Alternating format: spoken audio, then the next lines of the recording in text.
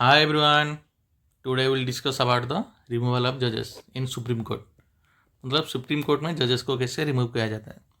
So this procedure is mentioned in Judges Inquiry Act 1968.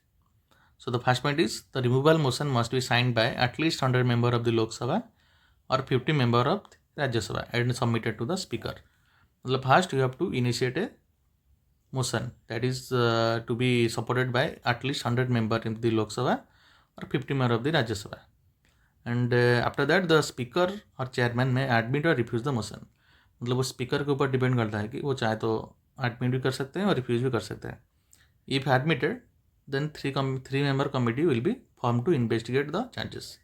एक 3 member का committee form होगा जो इस इन्वेस्टिगेशन को चार्ज करेगा. उस कमेटी में कौन कौन रहेगा? Chief justice of supreme court या फिर जजेस ऑफ सुप्रीम कोर्ट रहेंगे, chief justice of high court रहेंगे, एक डिस्टिंग्विश्ड जूरिस्ट होगा. ये 3 मेंबर के कमेटी में रहेंगे.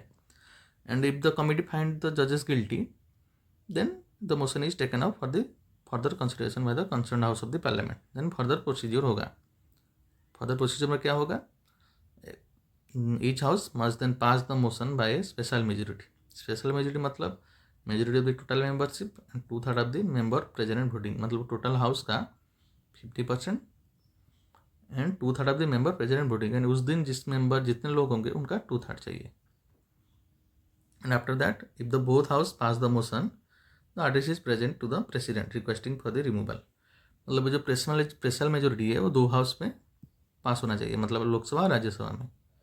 And after that if he pass then the artist is present to the president for request for the removal. मतलब president को प्रेजेंट करेंगे for the removal of this जजेस. The president issue the removal order. So that's for today guys. Thank you for watching.